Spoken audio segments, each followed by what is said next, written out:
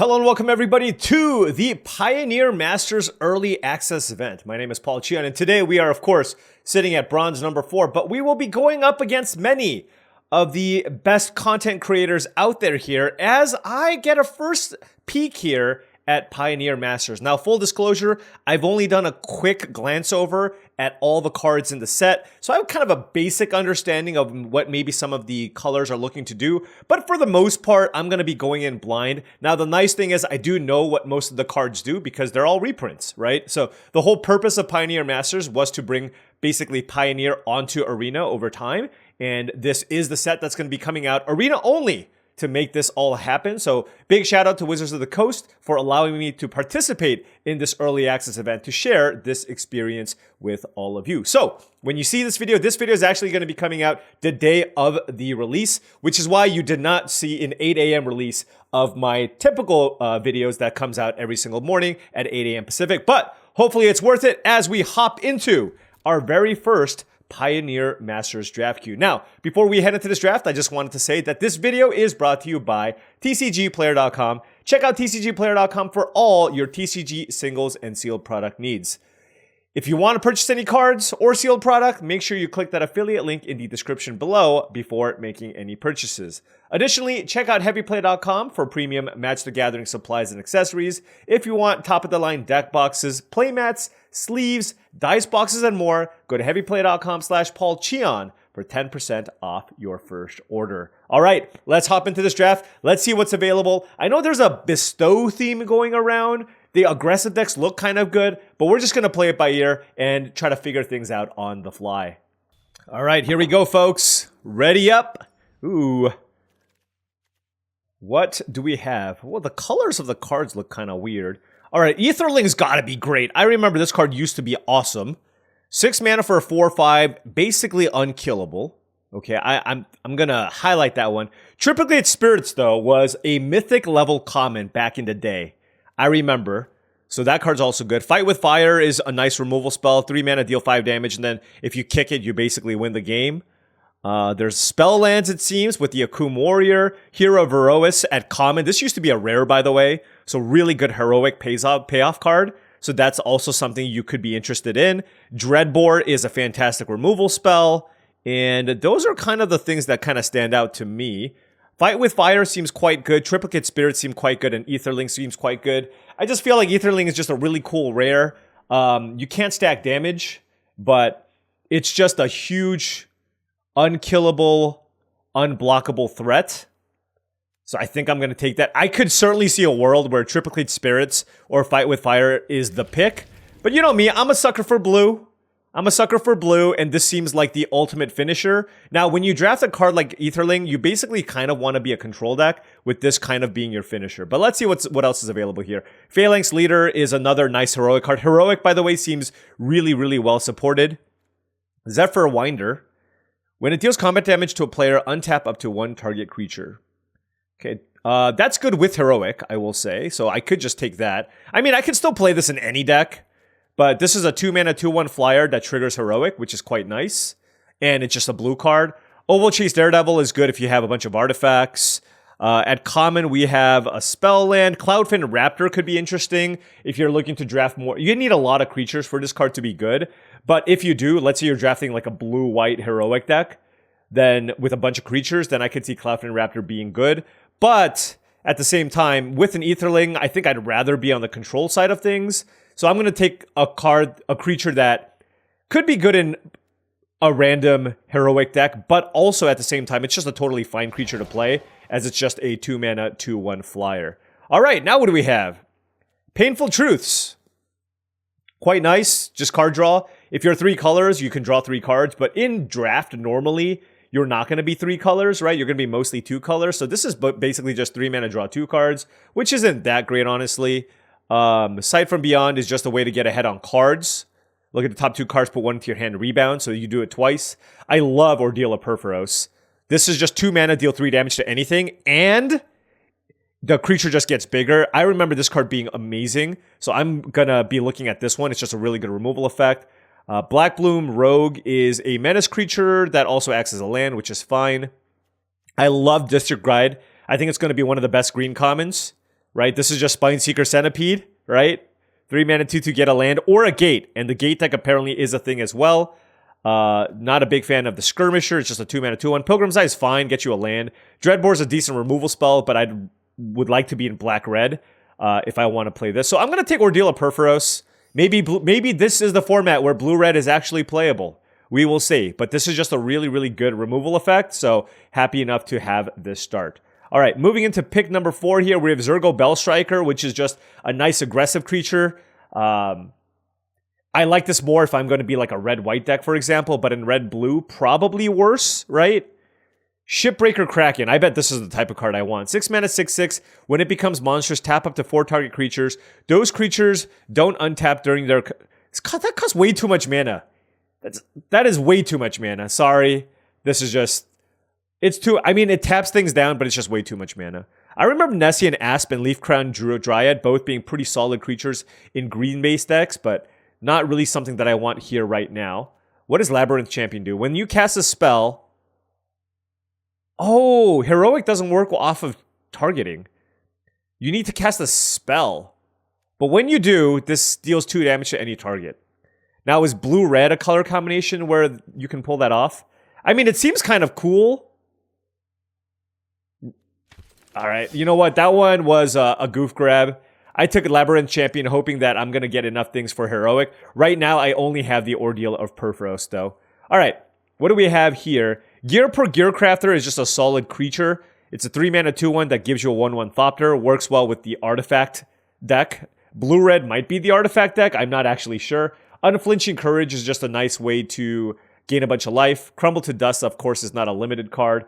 Ubulsar Gatekeepers. When it enters, if you control 2 or more gates, target creature gets -2/-2 until end of turn. Man, this seems like such a weak payoff to get -2/-2 on a 4 mana body. Like, obviously, if you're gates, it's fine. But this just feels like it's more of a common level card at this point. I'm just going to keep taking red cards here, so I will take Gearport Gearcrafter here. Evolving Wilds is also totally fine to take. Sajiri Shelter is a nice combat trick that acts as a land too, but why don't we just keep taking red cards here and see what is available here for us. Maze's End. This is a dream that we're not going to be able to pull off here. But I do like Clutch of Currents.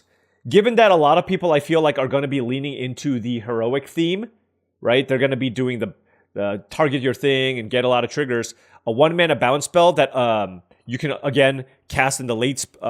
as you cast this, rather, it's a 5-mana 3/3 bounce spell or a 1-mana bounce spell. So it's very flexible, and it's very, very good. I remember this card being very, very strong in that limited environment, and so I think this is going to be a pretty nice card for us to have. Extricator of Sin. When it enters, sack another permanent. If you do, make a 3/2 Eldrazi Horror token.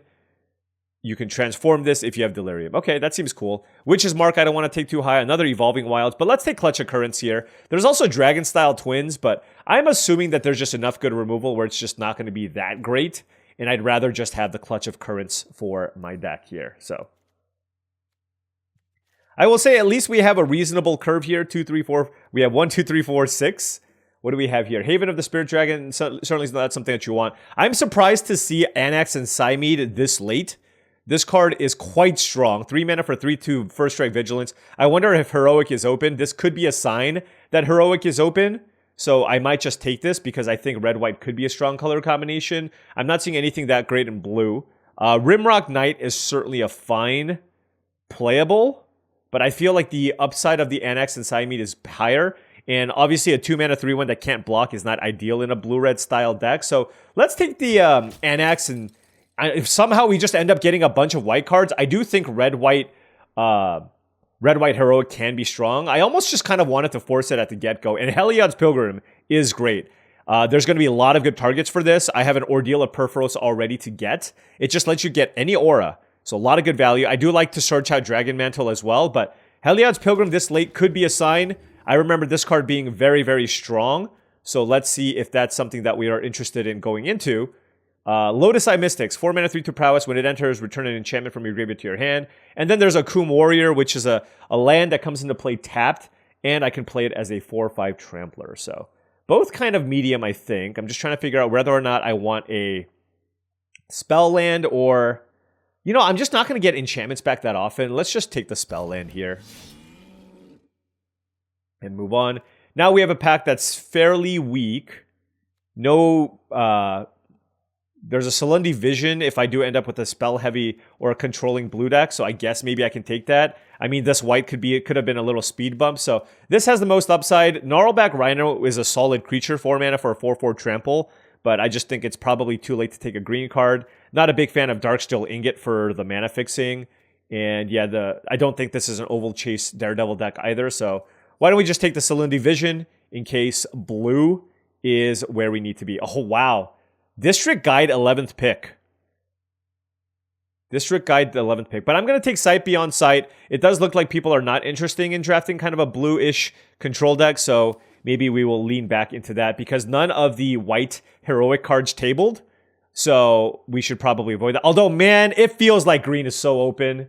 We saw the District Guide, and now we see this pack. I don't really care about Mizium Skin. Our red isn't that great. I'm just going to take Leaf Crown Giant over Nessian Asp just for curve purposes and see where things go. I mean, if we just keep seeing green, what am I supposed to do, right? What am I supposed to do? All right, what do we have? Commune with the Gods, I don't really care too much about. Courier's Briefcase could be interesting for mana fixing. Whatever. All right, I don't actually know what I was supposed to take there. We're just kind of all over the place. But you know what?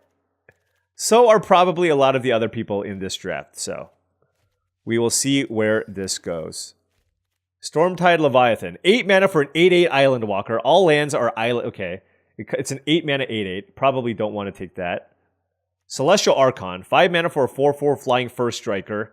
Enchanted creature gets +4/+4 and has flying. Okay. That card is really good, folks. And I know I have no business being in white, but this card is so good. This card is so good. I can even... No, I can't search for it. There's also Kiora's Follower, but this is probably going to table. There's Clutch Occurrence. What does this do? First I can trample as long as there's a spell in my graveyard. Okay. Call the Ambush is a decent spell. Man, this color thing is really throwing me off, though. It's really hard to figure out what I'm supposed to be. There's also Clutch of Currents, which is quite nice.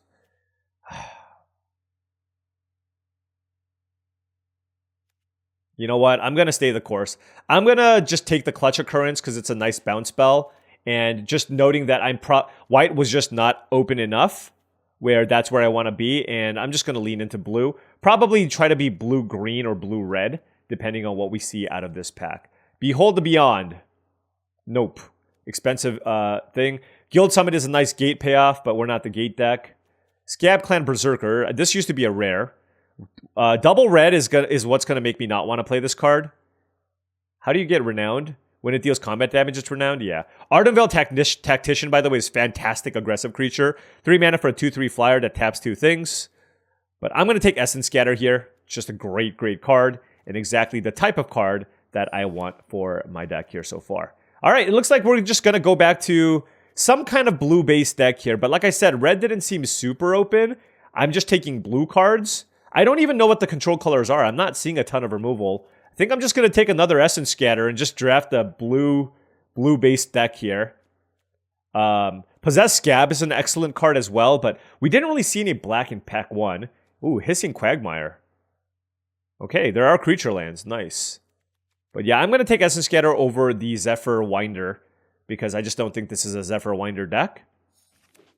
And yeah, we are just very, very blue heavy. We saw a lot of green in pack 1, so that makes me believe that green will likely be open in pack 3, but we'll see what's available here. Boon Satyr is amazing, and I might just take that. Red is really being cut off, it seems. I only saw Ordeal of Perforos, and everything else was kind of mediocre.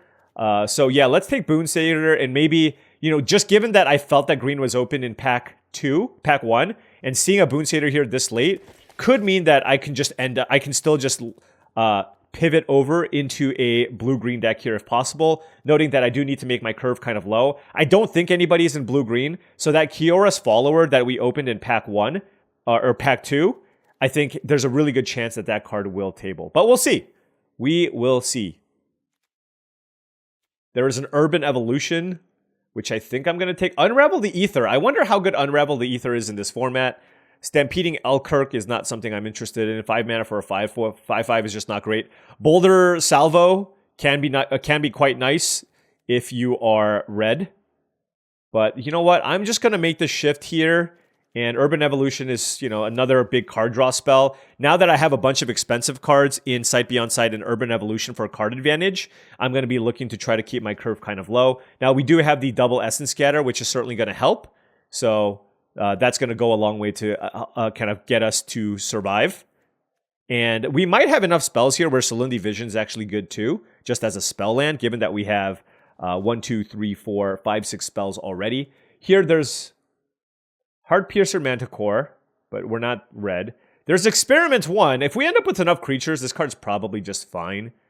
And it just has the most upside here. We have a lot of spells, though, which makes me want to play this card less. So I'm going to need a lot more creatures to basically justify playing Experiment 1. Now we have a Jwari Disruption, there's a Cloudfin Raptor, but this is a deck that really wants to go big on mana, and I'm not sure how many creatures I'm going to have, so this doesn't necessarily feel like a Cloudfin Raptor deck. I do like Possessed Scab as well, but I do think this is probably a Voyaging Satyr deck, so why don't we take that, because we do want the acceleration here to be able to cast, Clutch Occurrence for the Awaken cost, Aetherling for the mana, etc., etc.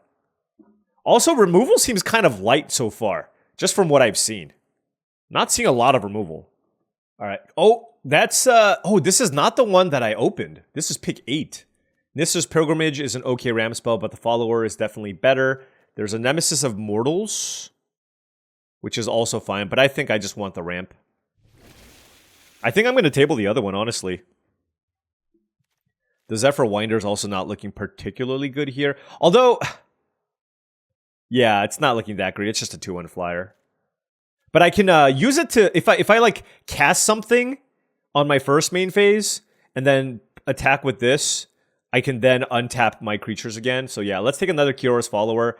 I have enough... I just feel like I have enough top end already with Clutch Occurrence. If you count Clutch Occurrence as a 5-mana creature, I have that, Aetherling, and some card draw here. So I think the Follower is better than something like a Windrider Patrol or a Skyrider Elf. Yeah, so let's take Kyora's Follower. All right, blue-green. Historically, not the strongest color combination, I will say. I wonder, is Unravel the Aether playable in the main? I'm not sure. I think I don't really care for this Dimir Guildgate, so I'll take it here. But I'm not sure. Oh, I wish I took the Dimir Guildgate. Damn it. This card's great. All right, well... This is a card worthy of a splash, even at common. I do think it's quite nice. All right, I don't really like Audacity very much in this style of deck, I don't think. So let's take the Gruul Guildgate. Yeah, why didn't I just take the Guildgate? Come on, Paul, you know better. Yeah, I got this Unravel Aether here again. I don't think I'm ever going to main deck 2 of them, but don't really want to play the Elk either.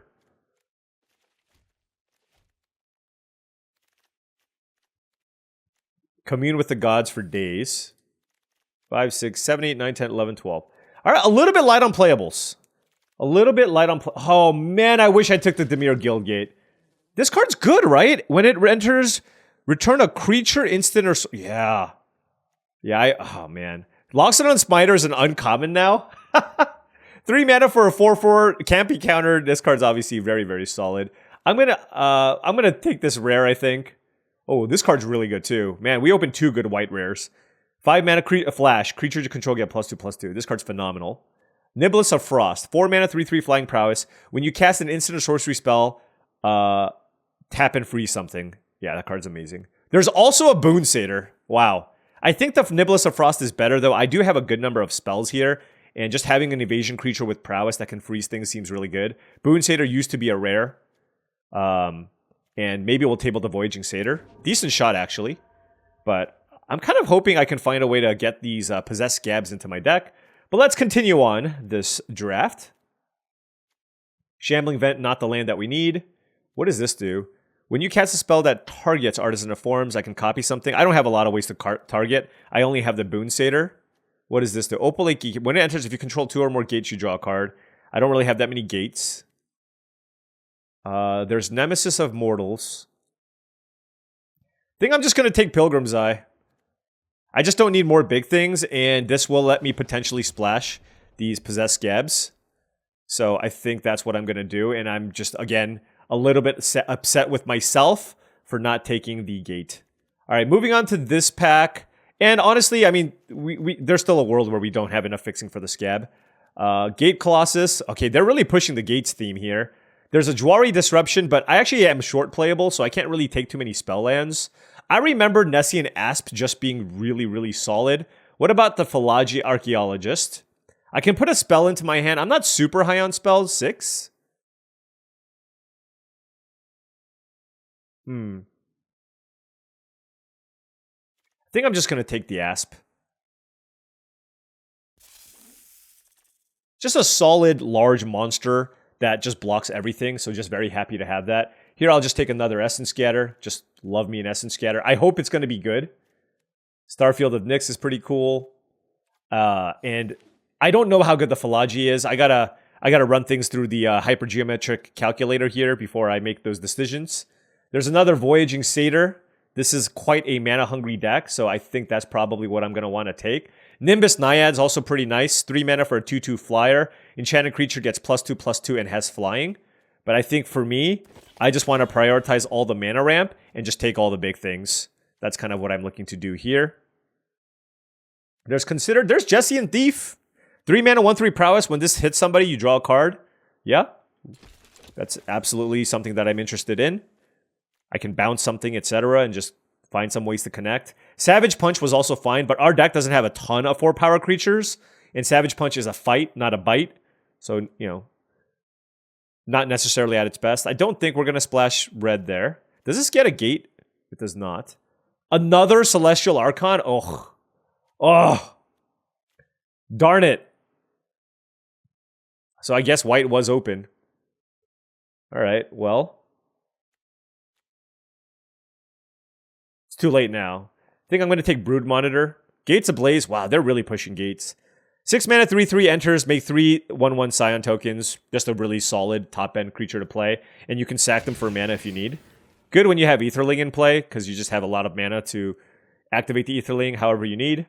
I remember Seed Guardian being pretty good. What is this? Cast a spell only if you cast another spell this turn. Don't think my deck's going to be good at double spelling. I think I'm going to take the Seed Guardian. 4 mana for 3/4 reach. When it dies, create an XX Elemental token where X is the number of creature cards in your graveyard. I mean, it's just a decent body that in the late game can still just get you an extra body after it dies, right? So that's not bad. Ingenious Scab is very filler level. Boon Satyr is very solid though, so I'm going to take that here. And yeah, all right, we have a deck. We made a very late pivot here. And I don't know that I can play these possessed scabs. Just because I don't think I have enough black sources. I think the Philagi is playable. How many spells do I have? 2, 4, 5, 6. Does this count as a spell or a land? I'm not sure. But I don't want to take a third possessed scab, so I guess I'll take another Nessian Asp. I have a bunch of ramp effects, so it's not bad to play these because they just allow me to spend my mana, right? And they have reach. I don't have that much removal, so this helps me if my opponents are trying to fly over. So I think having reach here does seem nice as well. How do I feel about this deck? No clue. No clue whatsoever. But starting out my first draft with a blue-green deck with no removal spells is a little dicey. But we at least have some direction here with all the ramp stuff that we're trying to do. I wonder if this is a 16-land deck. 16 lands, double Satyr, double Follower, Pilgrim's Eye. It's a good amount. Certainly not a Commune with the Gods deck. I mean, most decks aren't, to be fair. All right, so I don't care about the vault progress. Okay. Okay. So let's take a look first at our deck here and just kind of see. Now, Salinity Vision, remember, this can just be a land. So I'm just going to treat it as such. So we can probably just cut at least an island. And now we need to add a few more cards. Now, this deck is kind of mana hungry. We have 2 Nessian Asps with Monstrosity. We have an Aetherling as well. We have a couple of Boon Satyrs, which most of the time you want to be able to bestow this. That's kind of what you want to be doing with this. 5, 6, 7, 8, 9, 10, 11, 12. Good amount of creatures here. I do like that. All right, what do we want to play for our last few cards, potentially? Yeah, I don't think I'm playing the Possessed Scabs. I just think my mana is just not good enough for it. There is the Archaeologist, the Winder, Experiment 1, Unravel, Nemesis. I got to read the Nemesis again. I don't remember if it was actually good. All right, let's figure out our cuts here. What is our creature? What does this do? Cost 1 less for each creature card in my graveyard. So this is fine if you're able to fill your graveyard quickly with Commune with the Gods and stuff like that. And maybe I need to go back and reconsider this card. Where is it? Commune with the Gods. Review the top 5 cards. You may put a creature or enchantment card from among them. I have 17 creatures and 3 enchantments. The issue is you're taking a turn off to do so, and I don't have any other graveyard synergies. So for that reason, I don't think it's necessarily worth it. The cards that I'm considering cutting here are Unravel the Aether, and I mean, maybe it's just Unravel the Aether. Like, looking at my deck, it just wouldn't be very good against me. So maybe that's just a sideboard card here. And then I think, like I said, I think we can probably just go ahead and play... I think we can probably just go ahead and just play 16 lands here. We have so much mana in our deck. Think about it. We have Void, Double Satyr, Double Follower, 16 plus 2 mana creatures, that's 20. And a Pilgrim's Eye, that's 21. So, we also need to cut the Nemesis. Okay. I guess maybe we just play it like this. One of them is a spell land. I just don't want to get flooded, but this turns my land into like an actual card as well, so that the land actually has a chance of dying. The thing is, I'm not like super beat down, but like there are hands I can have where this is pretty nice. I do have 6 2-mana creatures that pump it, and then I have the big thing is just making sure you can get this to a 3/3, and I have 1, 2, 3, 4, 5, 6, 7, 8, 9, 10 ways to make it a 3/3. All right, I'll try it. I'll experiment with it. And we'll cut another island. All right, let's give this a go.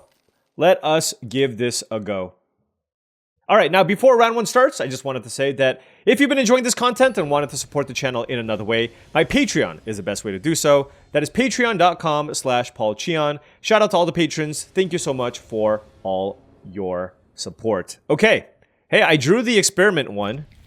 Remember, we're pretty heavy on mana here, so I have 16 lands and also 4 mana creatures. Experiment 1 turn 1 is nice to go with the turn 2 Philology Archaeologist. Hopefully we can find a land. Or Voyaging Satyr, any of those. Also, I wonder if I should be playing a land or the Pilgrim's Eye. I'm playing the Pilgrim's Eye because it's a flying creature that I can attach the Boon Satyr onto, which is pretty nice.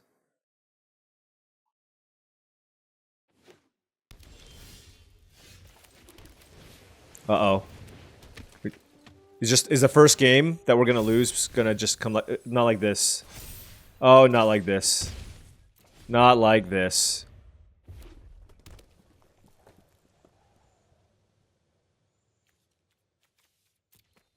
What am I supposed to do? Not keep it land? A 2-land hand? You know what's funny is this would have been a land. God.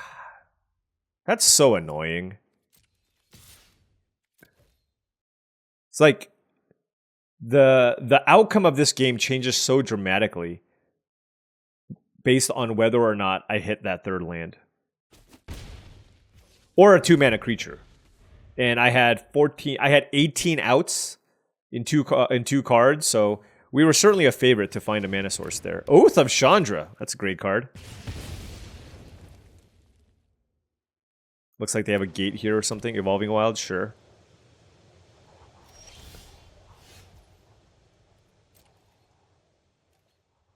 Yep. Yep.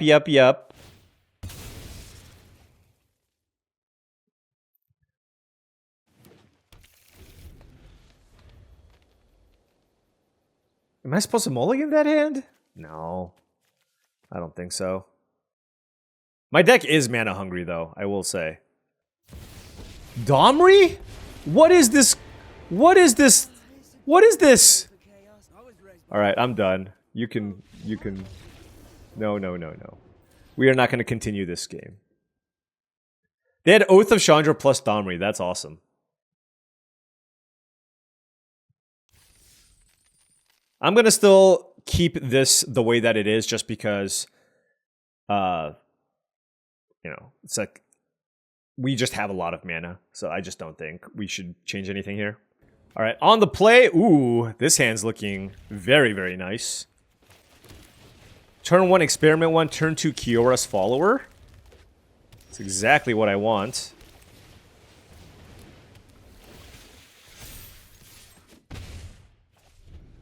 What do I do next turn? This costs 5 mana to bestow. Okay. Zephyr Winder.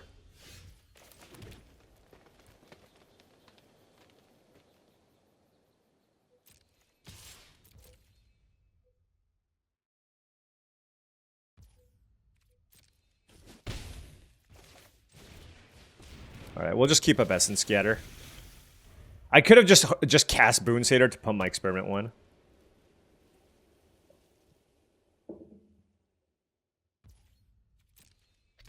I guess this just blocks itself, or it can untap itself, right? Is that good enough to play? I don't know. Really interesting that they're just keeping everything up. I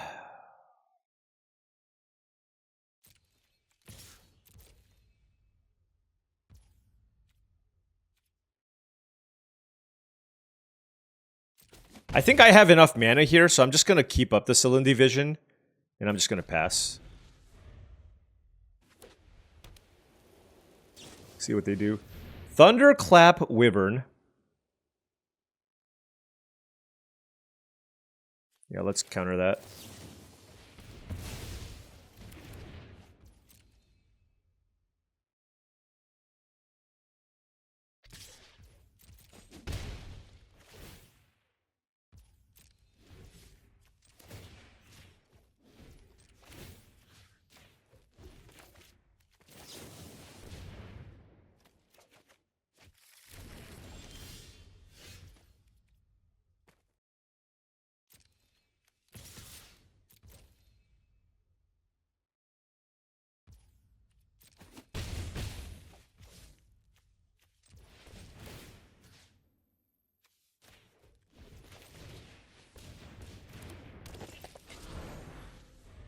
They're not really doing much.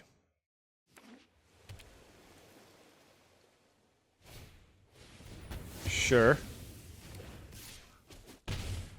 Like, I can just attack with my creatures. I also have Leaf Crown, Oh, wow, that's really good. I mean, they could have a counterspell here, right? I'm actually just gonna, play this game here. They're at 10 life. I'm just gonna pass. Let's play the flash game. It's all good.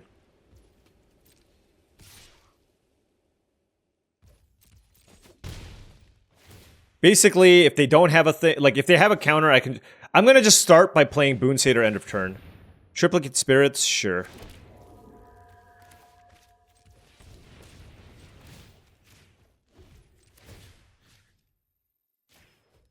What do I want to target? This turns something into a 6/4. Let's just target the Kiora's Follower.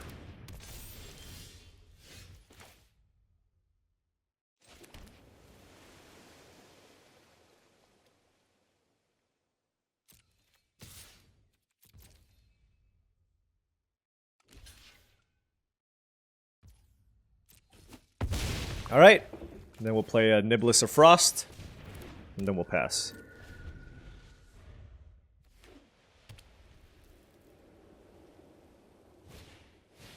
Aetherling.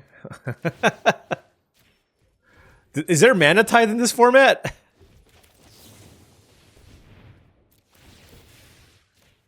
Alright, that's tapped. Okay. I mean, this is probably game, right?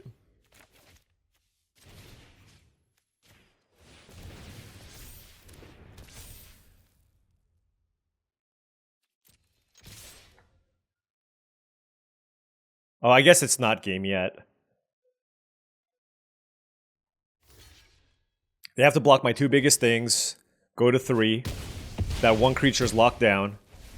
And unless they have a sweeper, we're looking okay.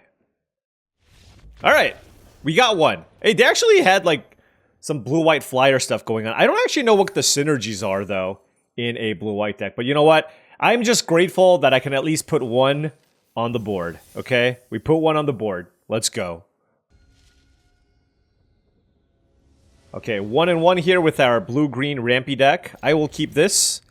Got Essence Scatter, Voyaging Satyr, Jesse and Thief.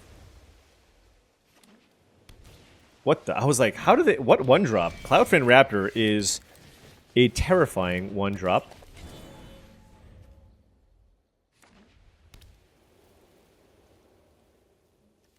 I don't even know what to do.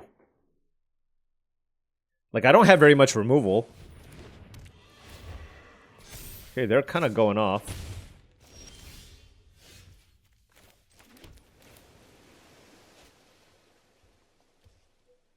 Like, what, like, if I play the Archaeologist, does that even do anything for me? Like, I can Essence Scatter their next play, which slows down the Raptor. I guess maybe that's what I want to do.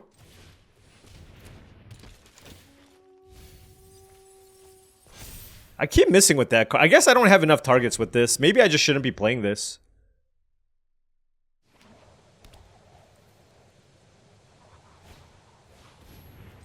I'm just countering anything right now. I just don't want this to get bigger. The Asp is pretty nice, I will say. If I can find a land. If I don't, do I play Sight Beyond Sight or the Thief? Alright, well, let's just play the Asp.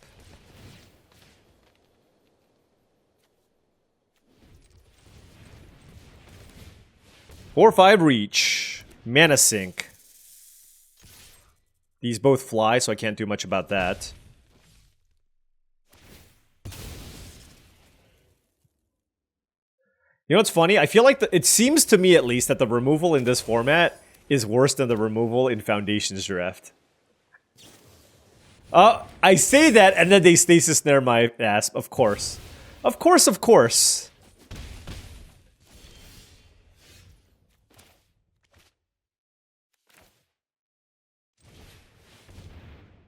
Goodness, that's bad.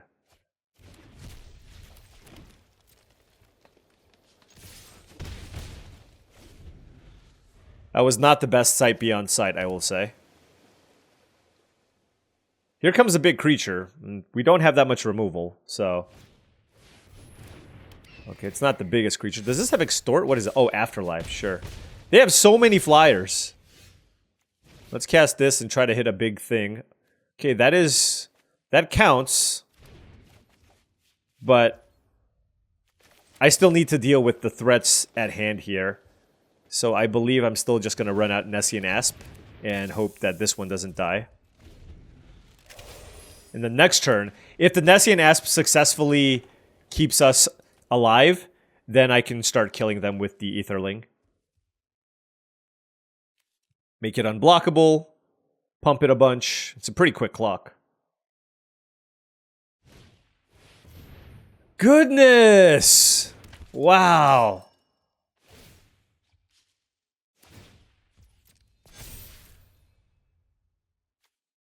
Wait, what does Detain do?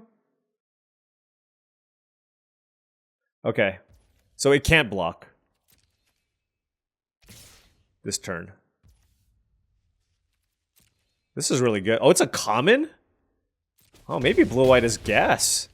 You need to pick up this card, but that card is very, very nice. Okay, all right. That was incredible. I don't really care about making a creature. I think I'd rather play an Aetherling. So why don't we bounce Cloudfin Raptor? Like, we're at 6 life, you know what I mean? So I just need to put myself in a position where, like, I can win with the Aetherling. Somehow, some way. I'm going to attack with the Archaeologist because it can't fly.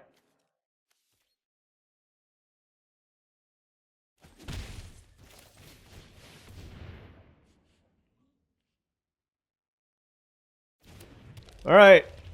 If they have any answer to the asp, we're dead. And they did. They had three ways to tap down the asp. And you know what? Tempo getting it done. Tempo absolutely getting it done for my opponent. It turns out the strategy of just leaning on 5-mana reach creatures isn't ideal. And I'm going to need a little more interaction. From what I can tell so far, I have a lot of ramp, but I just don't have a lot of interaction. Right? There's just not that much good removal. Savage Punch is just not where you want to be necessarily. Oh, Alias V. My co-commentator. We're going to be casting the Arena Championship together, so that's going to be really exciting. We haven't cast an event together since her very first event. Which was the Mythic Championship. Of course she just wants to beat me down with mono red. Why wouldn't she, Ailey? Of course I miss with Archaeologist. Okay, you know, I'm learning things, though. I'm learning things, okay? Oh my gosh. What the hell?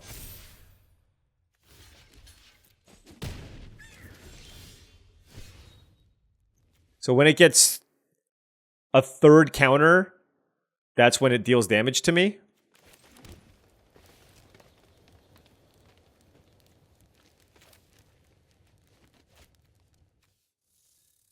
Okay. We'll wait then. I'm not going to block here. It's just any spell is just really good, so I'm just going to take 4. Oh, okay. Well, there you go. Do we draft mono red? Is that what's happening right now? Okay. Okay. Fair enough. Alright, I'd really like to draw an island here, because then I can go Niblis or... Oh, no, that doesn't actually matter. Never mind. Alright, we're taking 4. 5, I mean. That's a beating. How greedy is that? That's too greedy. Sight beyond sight to try to find an island seems far too greedy. Let's just bounce this. And then...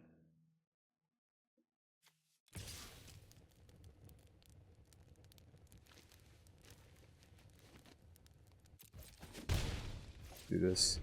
I have a lot of expensive things. I think Ailey just realized that we were playing each other. So now we got the hellos. Alright.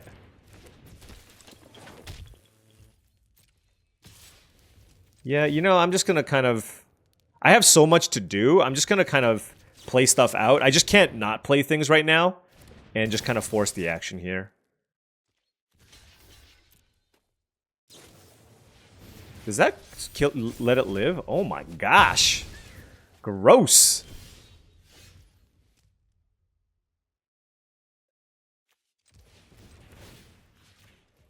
I guess now I have to play Niblis or Frost. And attack. Because this is going to be a 4-5 next turn. This is the best Monastery Swiftspear I've ever seen in my life. I mean, I could have chumped, I guess, to prevent damage, but...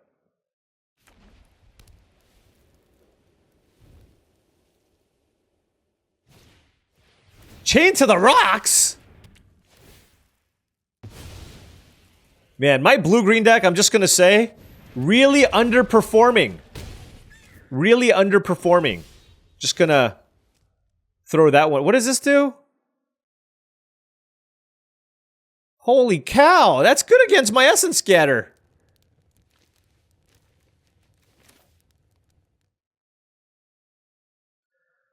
Oh my goodness. Alright, well, let's see what happens.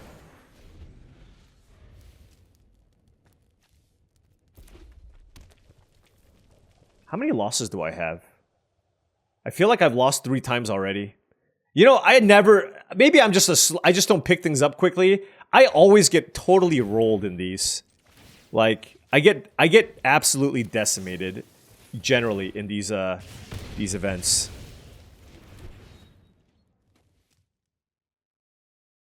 Do I go to 1? I think they're just going to attack with the Raptor. I probably should just block the raptor with my archaeologist.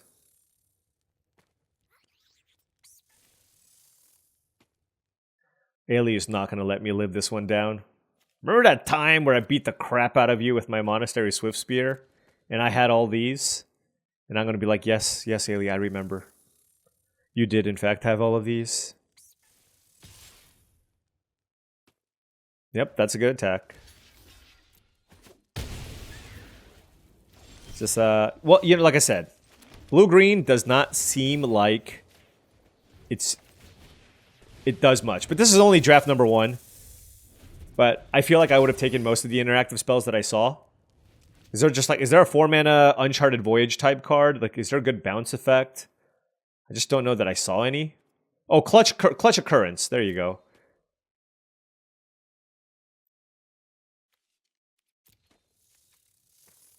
But just the whole, like, expecting to spend a bunch of mana to bestow onto things and hope to have that live in a set that has updated cards and it's supposed to play out like a modern limited set, probably not ideal. I mean, who knows? Maybe Ailey's just out of gas entirely, right? Maybe that's the case. Stop. Nope, nope, nope. Don't you? You're not allowed to read the ASP. You're not allowed to read the ASP. Mentor of the Meek? No. All right, we at least stabilize for 1 turn. Oh, that's a good card to stabilize with, by the way.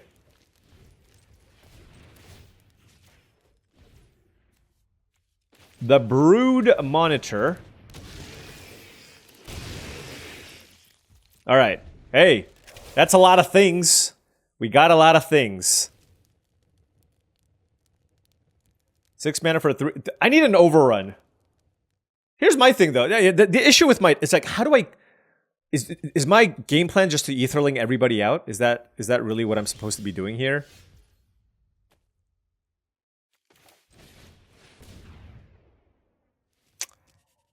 Well,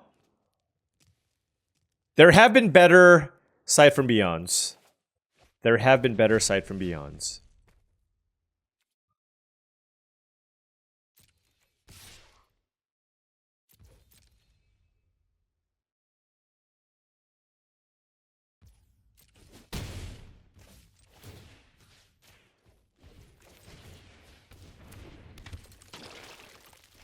I don't know if I should play this land or not, but...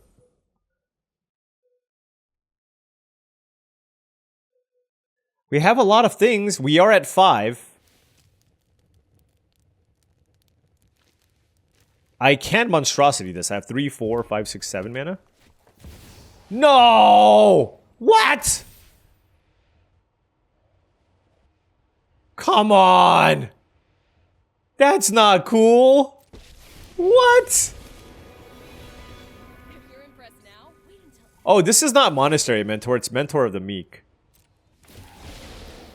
Okay. Looks like you're under fire. Okay.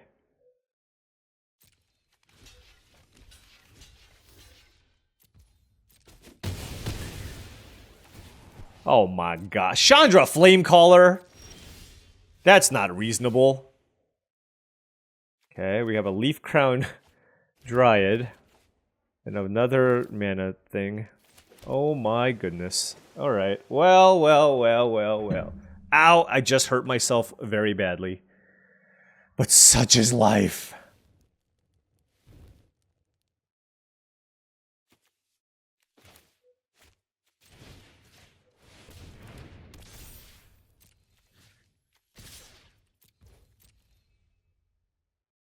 Let us attempt to kill this Chandra. Or make them make bad blocks in the process. Actually, they're not even going to have a bad block. This is actually not very good for me at all.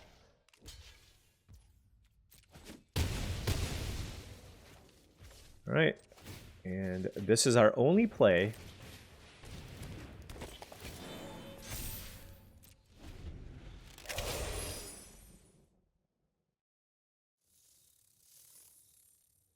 I guess she can just Chandra -5?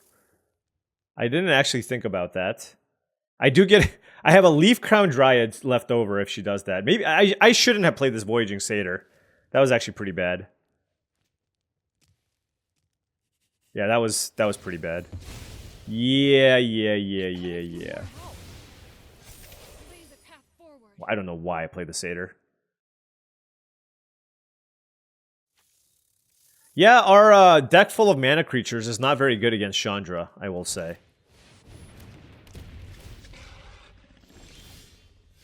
Alright. Oh gosh. This is not ideal. Not ideal at all.